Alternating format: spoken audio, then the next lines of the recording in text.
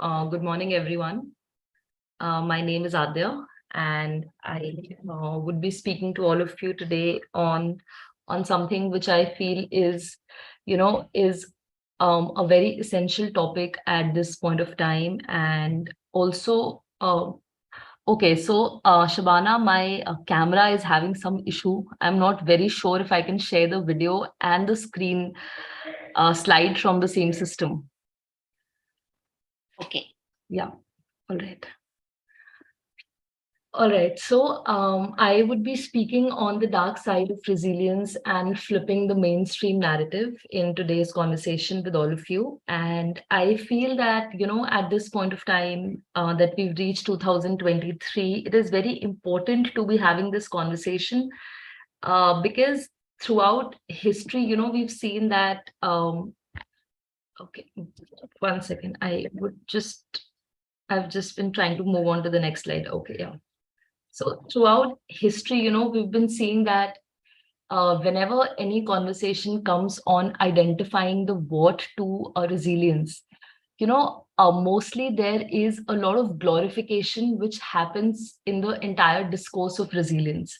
So just to further simplify it down, according to the Cambridge Dictionary, the meaning of resilience, is the ability to be happy, to be successful, etc.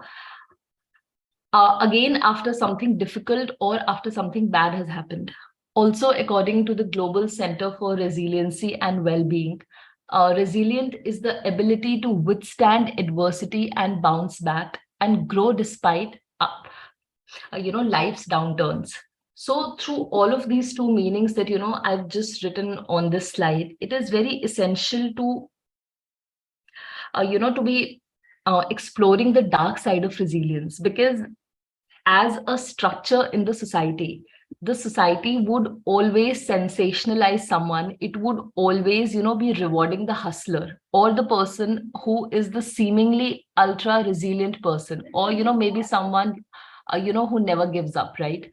But in some circumstances, especially in circumstances of corporate settings, also family settings, I have come to realize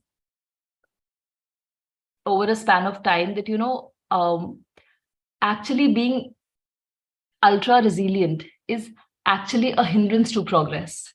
And just in order to have the discussion further, this is the next slide.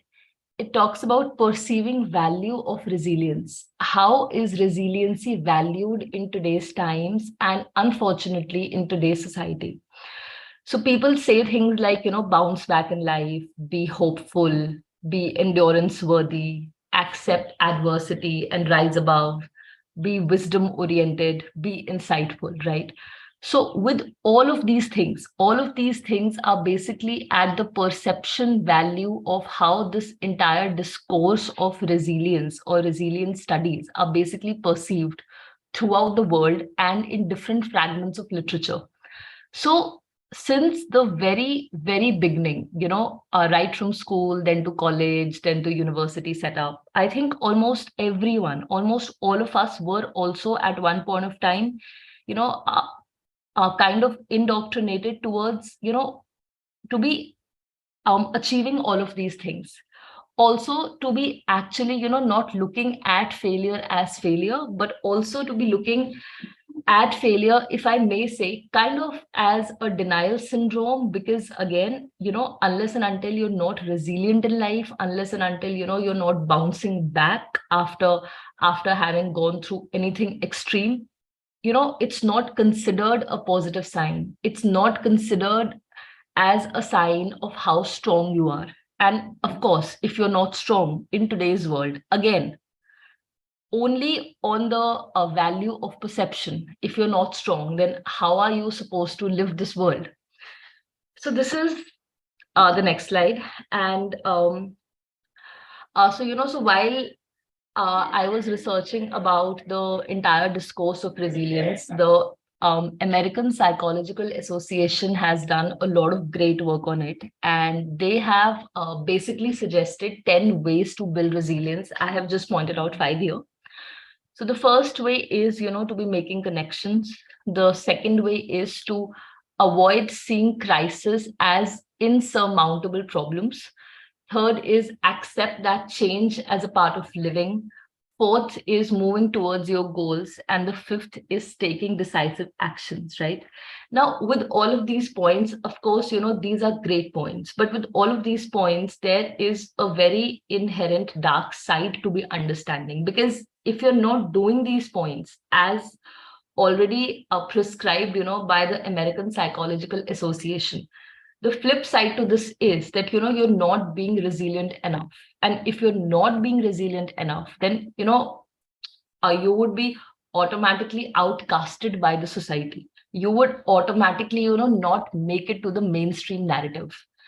Now, in my entire discussion, I want to touch upon two very important points. One is the dark side of resilience, and one is how all of us in today's world, can flip the mainstream narrative, because the mainstream narrative is a narrative which is, largely controlling everyone and everything, which has to do largely with resilience. And one of the very dark side of this is that, if you are not identifying in the category of, this so-called necessary nuance, then if you're not identifying with that, then you're obviously standing, in opposition to that. And if you're standing in opposition to that, this would absolutely, in simple language, translate to the fact that, you're not resilient enough to be understanding life, and, which is not considered a good thing at the perception value.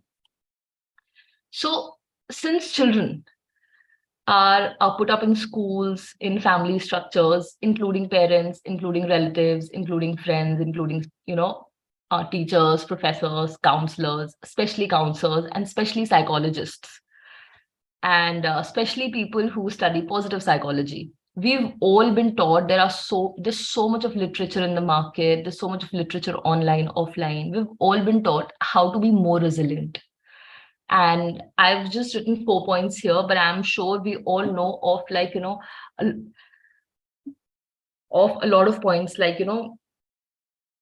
besides these 4 points. So the first point is how to be positive. The second point is, be hopeful, be helpful. The third point is seeing failure in the form of a helpful journey, a self-discovery. And the last point is ability to cope positively after failures. While all of these things are okay in a certain capacity, if exercised in a certain capacity, but it is never okay, if this capacity, actually becomes our lifestyle. And it's a very thin line, of this entire transition from how to be more resilient to now that, you actually have become, an extremely resilient person. Because when that happens, and when all of these things are imbibed at the level of, being, it becomes very difficult.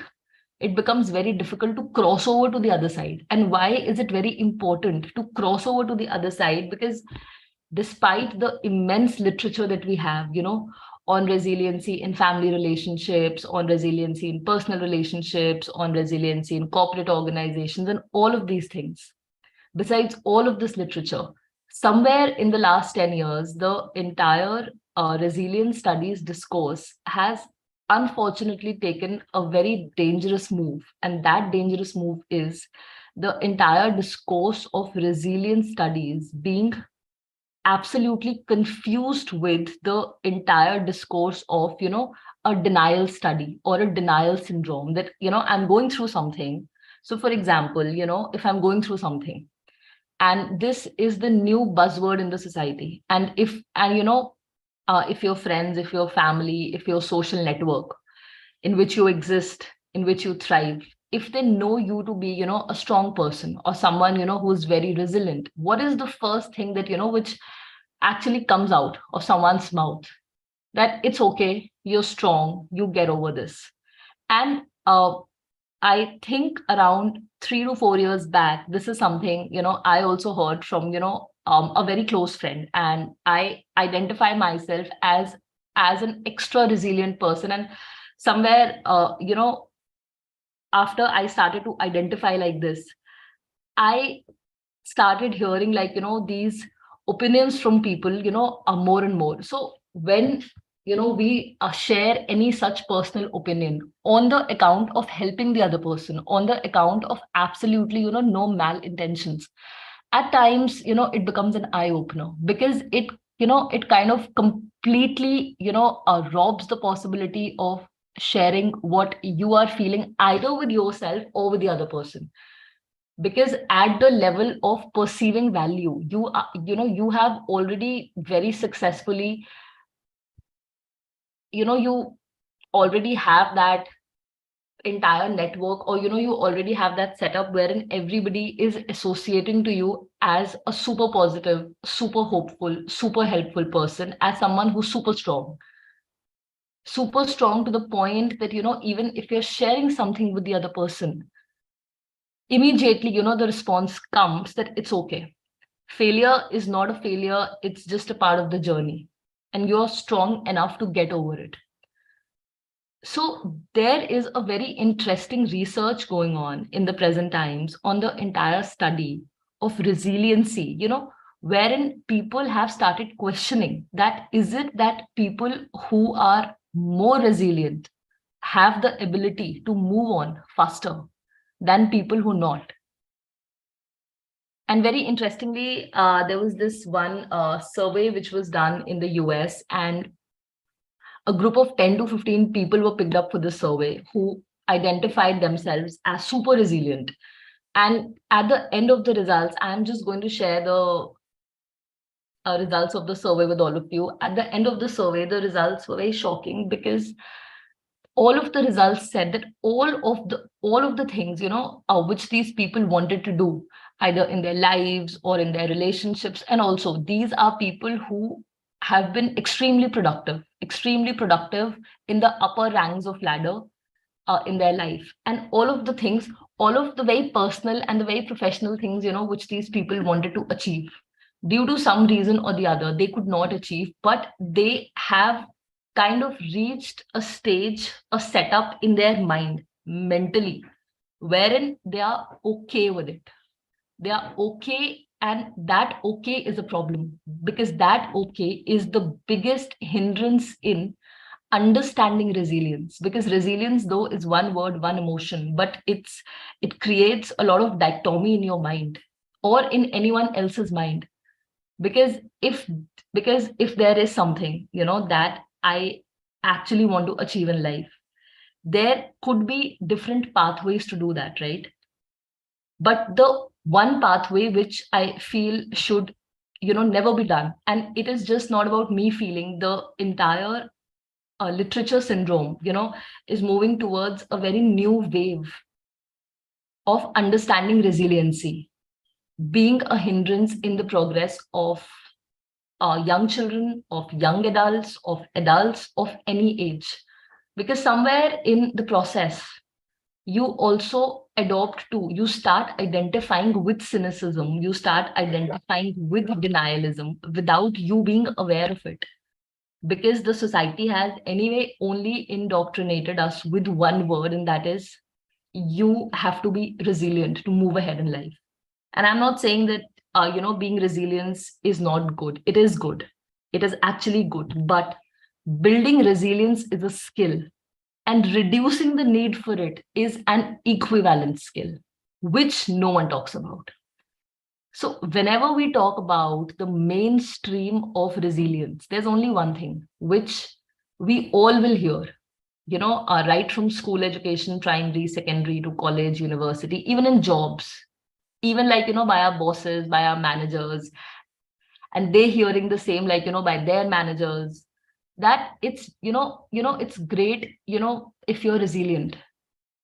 I mean, I remember before I was to come and talk for this presentation, I was trying to find a few more presentations on, on the positive side of being resilient, on the negative side of being resilient. And I could just find a handful of them on the negative side of being resilient. If you look at the history 20 years back in literature, you will hardly find anything.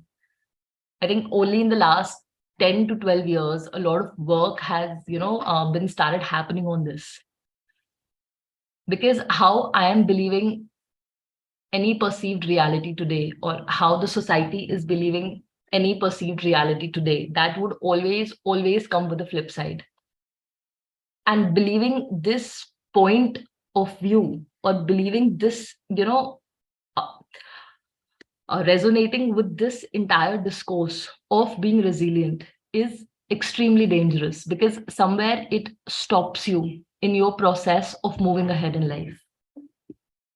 So, moving to the next slide, we're talking about a narrative glorification.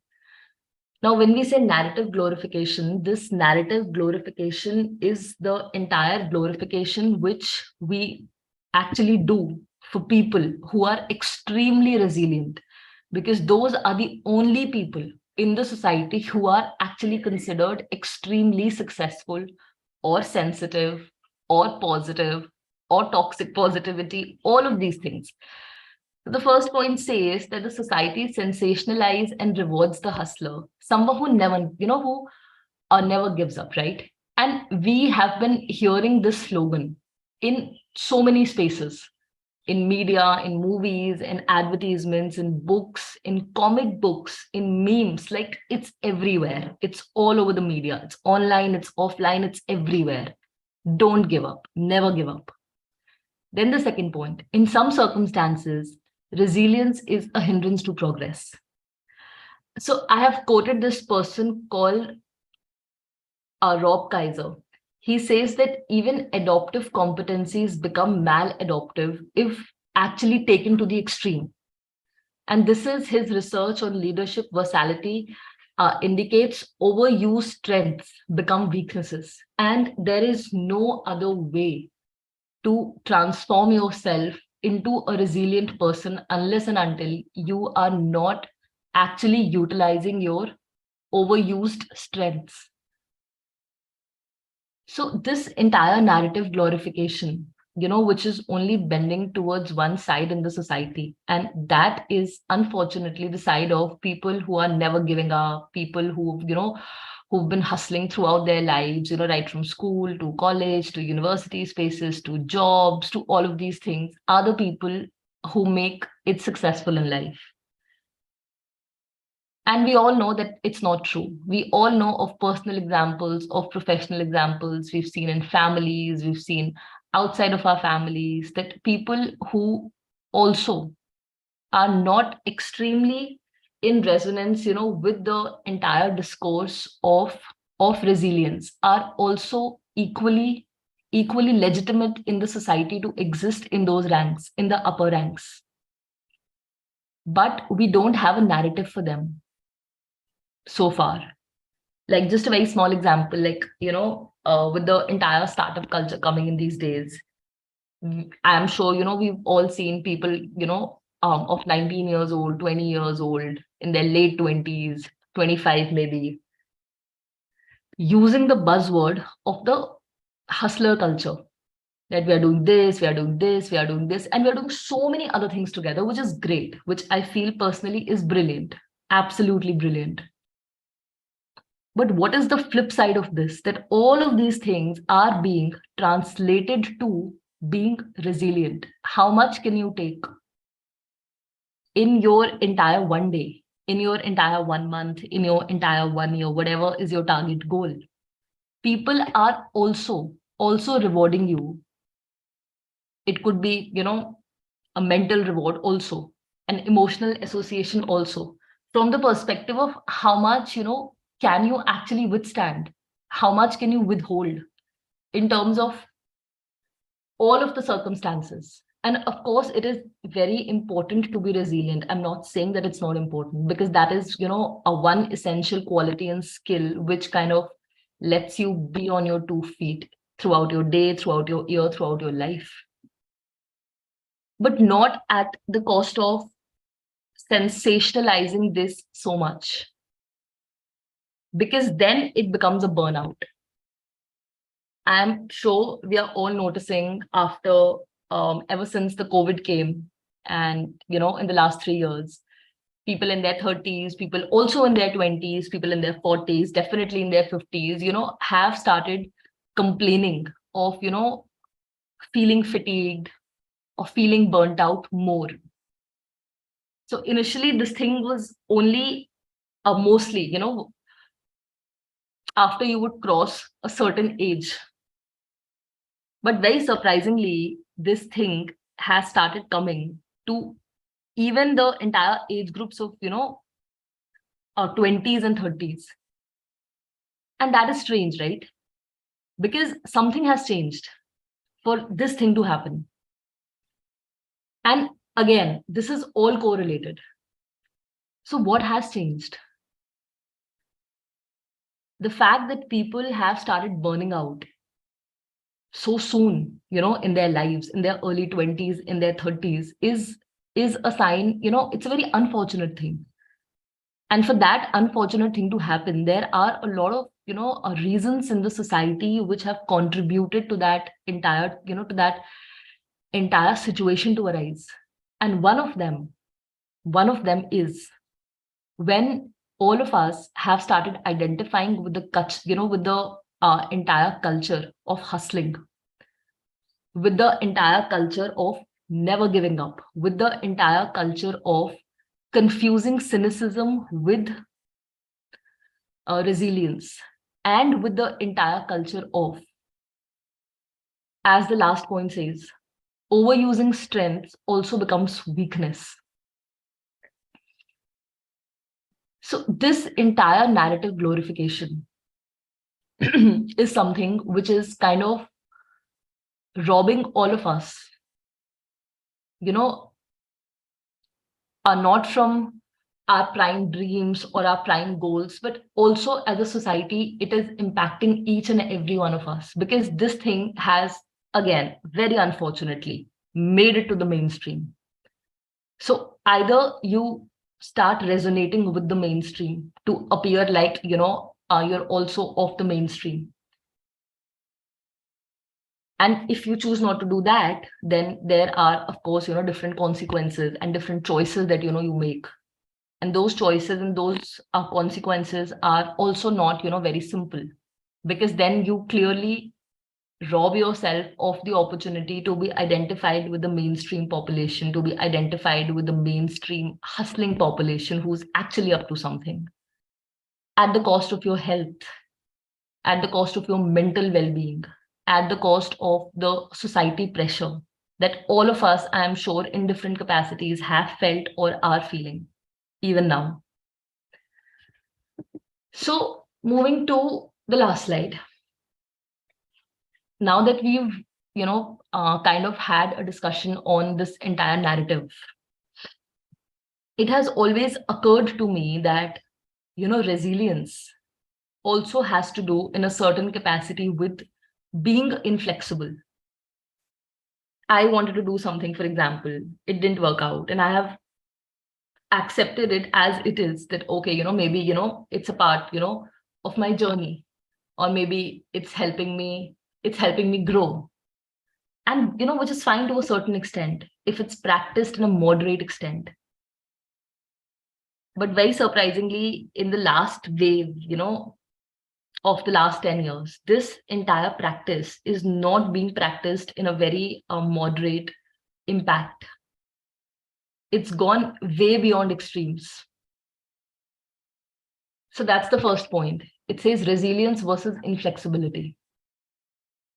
The second side of resilience is people who are resilient enough are expected by the society. And when I say society, this would also mean your family, your spouses, your parents, your children, your friends, your work colleagues, your extended friends, everyone and everyone who knows you in a personal capacity.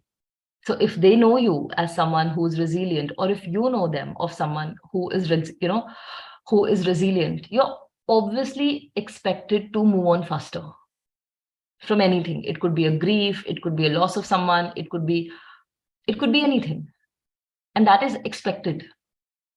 And that expectation is very invisible to the person who is also resilient, because it's a constant conflict of negotiation. It's a constant negotiation of emotions, that, I'm someone who's so resilient and I don't know why I'm not able to move ahead in life, or, all of these things. Also, the last part, the last expression to be understanding resilience studies is through pure denial syndrome. Pure denial syndrome.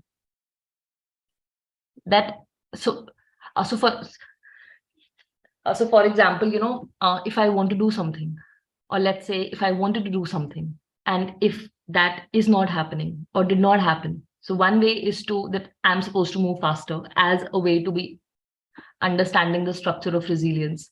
One way is it resiliency? Is it inflexibility? That I am not achieving the desired goal.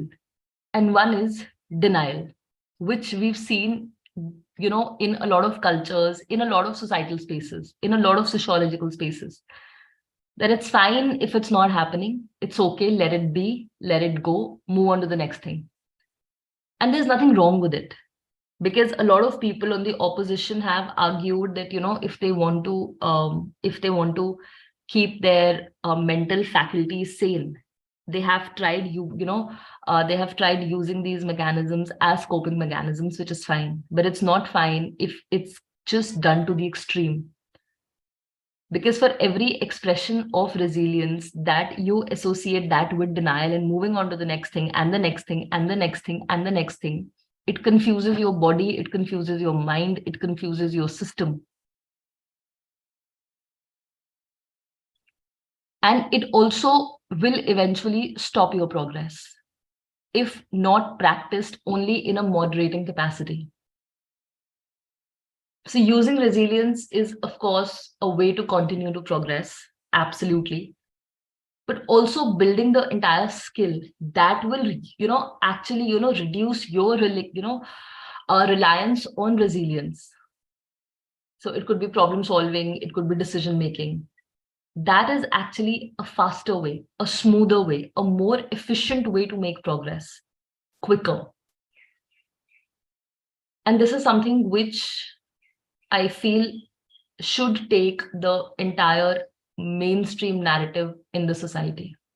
We really need to unlearn a lot of things that we've learned on the name of resilience, which are not resilience. They're actually dangerous resilience. They are mentally dangerous, they are mentally dangerous. They are also traumatizing to a certain, degree. And of course, also emotionally draining out. And while everyone is having their own ways to, to deal with this, and while we have no right answer to deal with this, but there's just one right wave to deal with it, and that right wave has again taken the wave of the mainstream. So looking into having a deeper study, or having a deeper perception, or diving deep into the entire space of resilience will somewhere also let us know the extreme dark side of it,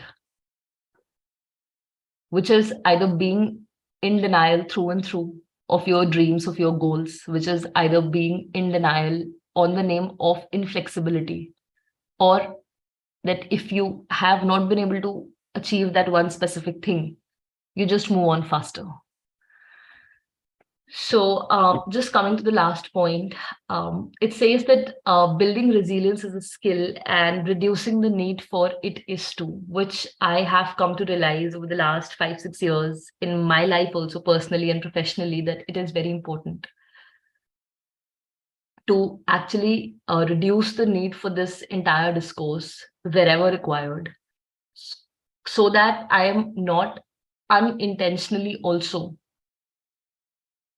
confusing my resiliency state of mind with my denial state of mind, or my inflexible state of mind, or definitely the other state of mind, which is that, I should kind of move on faster from either my dreams or my goals, or from anything that, has occurred in that span of time.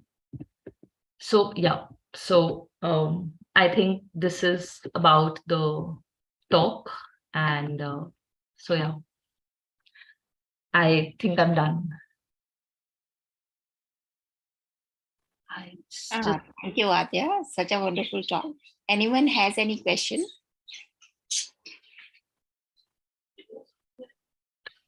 Sharing. Yeah, great, Aadya. If you can come on screen, it would be great. Okay, yeah, because now I've stopped sharing. Now I'll switch on the video. Now it'll work.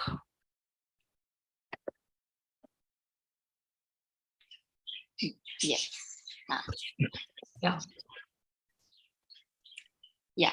Anyone has any question? So, Aadya, what would you suggest? Like, how to find the balance?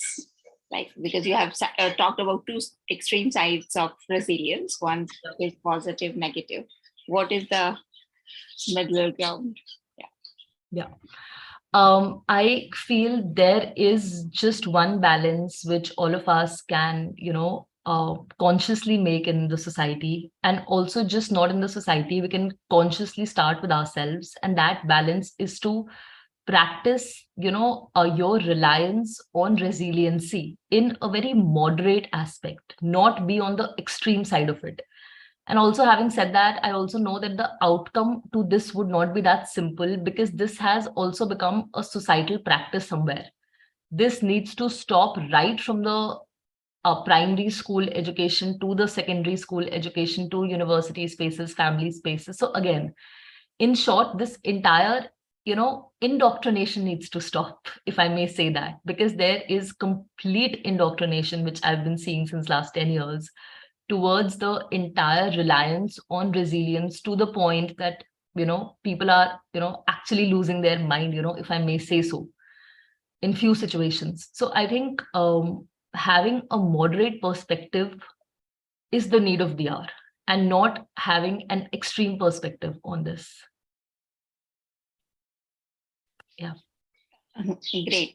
And any practice like that people can do to check if I am extreme or not, so or how to bring balance? Yes, actually, yes. So I think, okay, so let's say if in this year, let's say I've made around 10 professional goals, right, that I need to accomplish. So I think a way to check would be that if you are actually maximizing, if you're actually achieving most of them, and even if you're not achieving most of them, after you having not achieved most of them, how are you dealing with that? Are you saying, to yourself that, all right, it's fine, I am a super resilient person, I am someone from the hustler culture, I should quickly move on? Are you confusing that with cynicism? Are you confusing that with denial syndrome, that, it's okay, it's fine, maybe this thing was not in alignment, with God, with the universe, with the vibes, all of those things. So I think, a very quick way to check this would be to have your target goal in mind and be in alignment with that, basically. So, yeah. Awesome. Yeah. Pritamji, do you want to say something? Yes. I wanted to know, sorry, I joined late actually. Wanted to know where resilience is necessary. So I think it's necessary in every aspect of your life. It could be, a workspace, it could be your personal relationships, it could be your professional relationships also. But I feel in every aspect that it is necessary, it is only necessary to a certain limit of practice. Because in terms of personal relationships also, Abhi, in the slide, we were just talking about how people, are burning out in their early 20s, early 30s from the angle of corporates. But also in personal relationships, people are burning out in their early 20s, early 30s, definitely 40s, if I may say so. And that is also happening because one of the person or one of the partner is, the more resilient one, which is not a problem. But the problem is, what are we understanding? What are we taught in the society to be understanding of resiliency? So our understanding is that if you're more resilient, it's better. If you're more resilient, you're more understanding, you're more hopeful. So I think in every capacity it can be practiced, but it has to, be practiced in a certain amount only. It only has to be exercised in a moderate amount for it to be effective, or for you to be effective, is what I feel. Thank you. Thank you. Thank you, sir. When you say resiliency, even I came late. Yeah. Do you mean tolerance? Yeah, we could also say that, because the entire one second, there's a lot of silence. Yeah, the entire notion of resiliency, of being resilient, of resilient studies in the mainstream society is unfortunately teaching us that if you are resilient enough, you are expected to move on faster. You are expected to be super positive. You are expected to be super flexible. You are expected to be all of these things in order to, in order to achieve. So of course, tolerance is also, a sub part to that, to be understanding a resilience.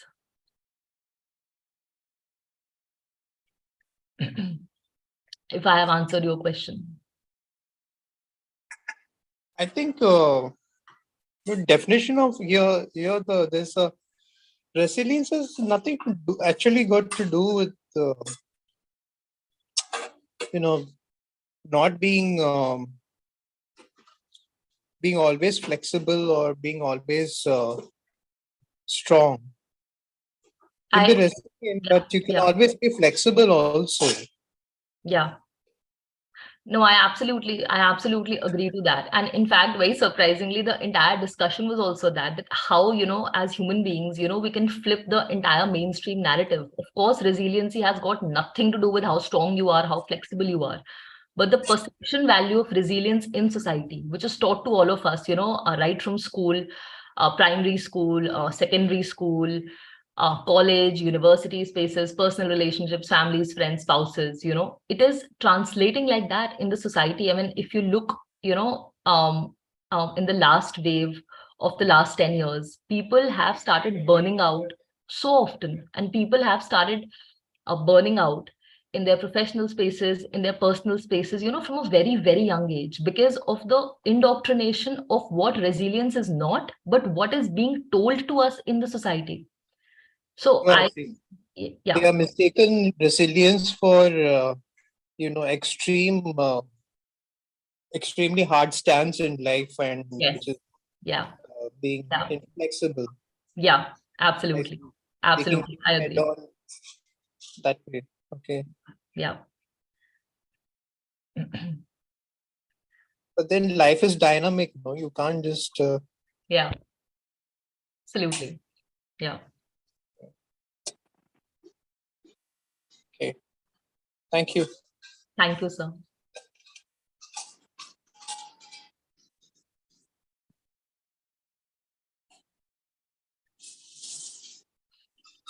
Do we have any more questions? Do we need to be soft? So sorry, what are you saying? Do we need to be soft to be resilient? So yes, we should always be soft and kind, of course. So I'm sorry. I'm going to ask a question. Yeah. Mic off, brother. Soft power.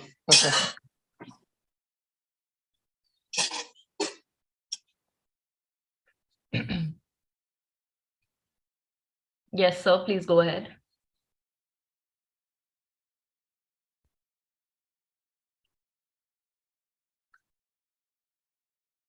Okay, I think something in the chat. Okay. I think someone wanted to ask. So I was saying we need to be appropriate to the situation. No? When it's required, you need to be hard. When other times you need to be soft. Absolutely. Absolutely, sir. Absolutely. Yeah.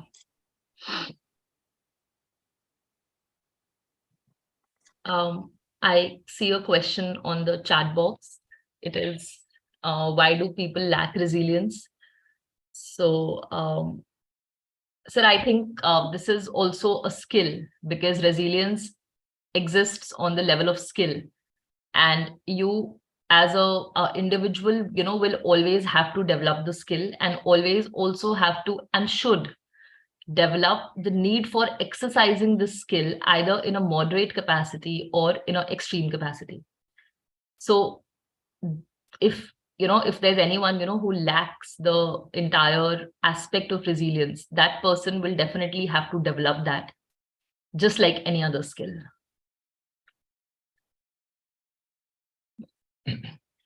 Hope that has also answered the question.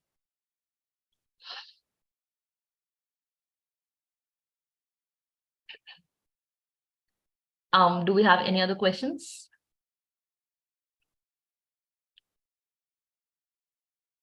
Sorry, but how do you develop the skill? How do you develop the skill of resilience? About developing the skill. Okay. So, when it comes to developing the skill of resilience, so for example, we've all been learning, right from school and right from college that, it is okay, to never give up. People should never give up. And all of these things, how we exist in a sociological space with others, how we exist, in community spaces, with others. For example, being positive. So in the last 10 years, I've been hearing this word of toxic positivity. Like initially it was just, positivity, being a positive, being helpful, being, a super positive. And then, we heard the word toxic positivity. So for example, in order to, actually start, by developing the skill of resilience, you have to start, by taking, extremely small steps. Small steps like understanding the emotion of empathy, understanding the emotion of sympathy, understanding the emotion of what someone else, would also be going through, understanding the emotion of, withholding your judgment back when someone, is going through something extreme. But I feel it is very important to also develop your entire skill of resiliency by not relying on that in your personal spaces. So for instance, if I want to achieve a goal today, a professional goal, let's say, and let's say if I have not been able to make it through that, so I should not become so, resilient in myself that for everything that I am not accomplishing in my personal or my professional spaces, I have increased the tapping power of, of my reliancy so much that even if I'm not doing it, or even if I'm doing it, but it is not happening, I somewhere say that, I somewhere go, in the denial mode of it, or in the cynicist, mode of it, and say, ki, theek hai, it didn't happen. I'll move on to the next thing faster.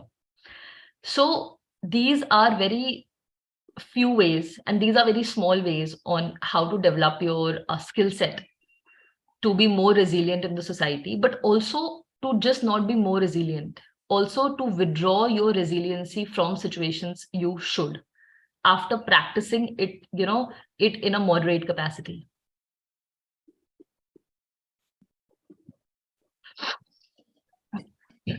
But I think resiliency also means, when you should have the ability to see when to let go.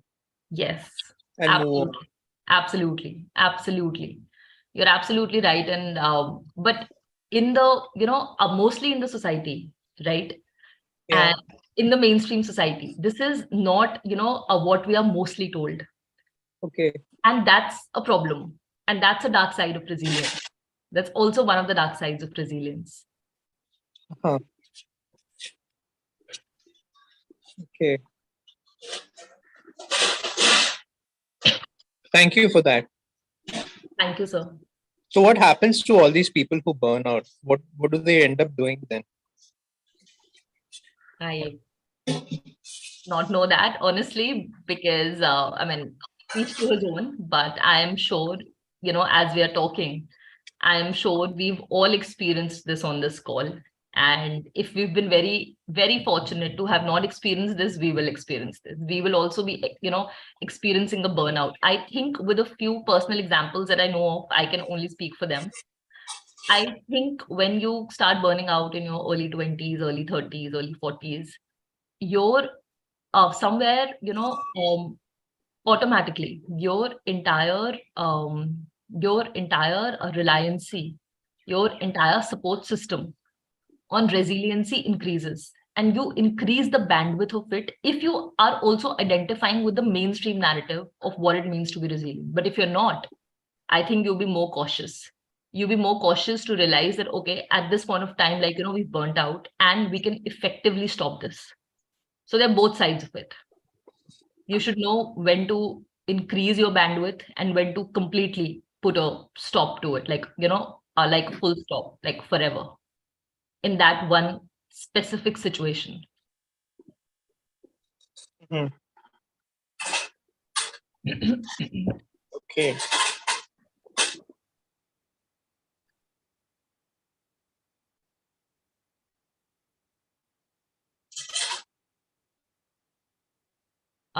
Do we have any more questions?